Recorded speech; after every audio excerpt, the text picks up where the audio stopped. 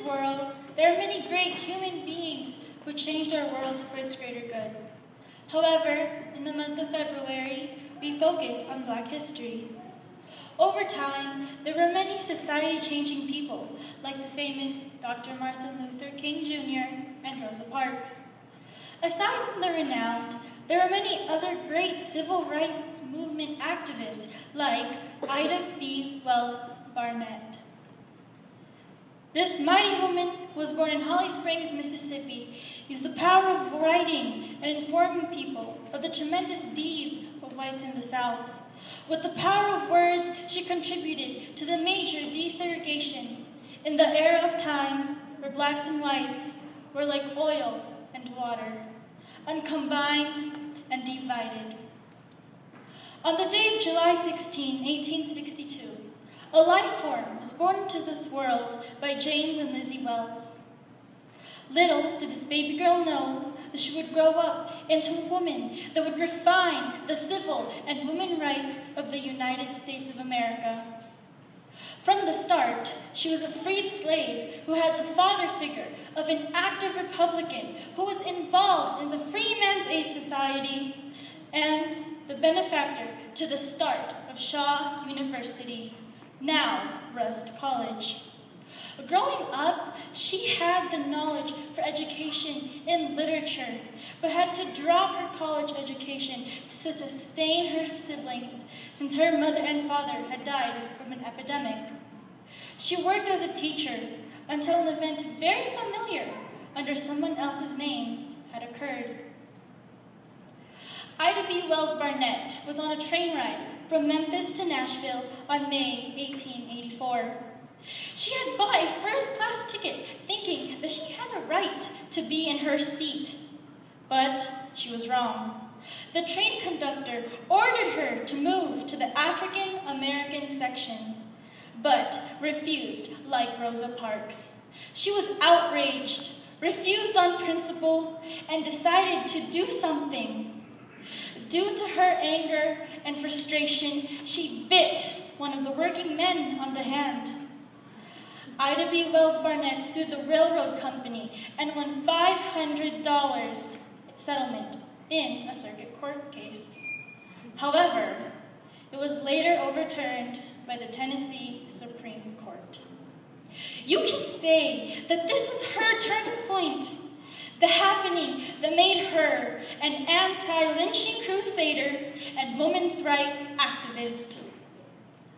The woman with the power of thought wrote issues of race and politics in the South, knowing it would cause a commotion between the whites and blacks. She had used the moniker Lola to write her articles.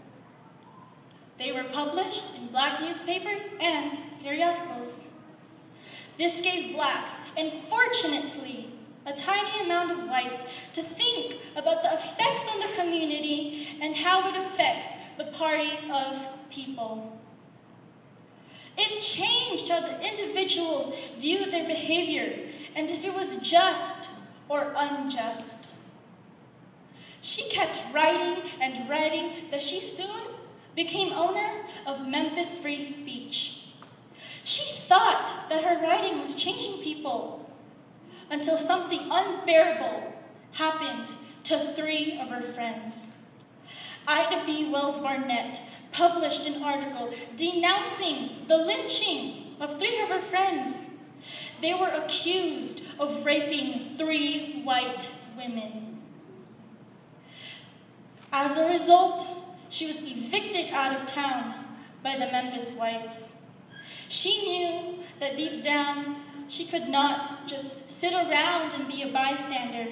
So she decided that she would take matters into her own hands. Something big was happening in the mind of Ida B. Wells Barnett. She decided to launch her lifelong career as an anti-lynching crusader and pioneering journalist. She traveled across the country protesting about the horrid effects of lynching.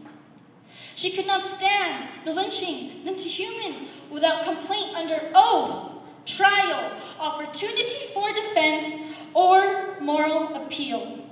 She independently tried to stop lynching as it was a sin, an unmoral act thought to be celebrated and be joyous about by the whites.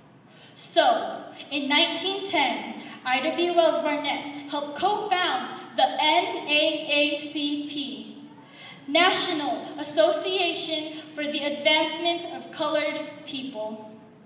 She wrote in leading papers that people read: the New York Age, the Chicago Defender, Chicago's The Conservator.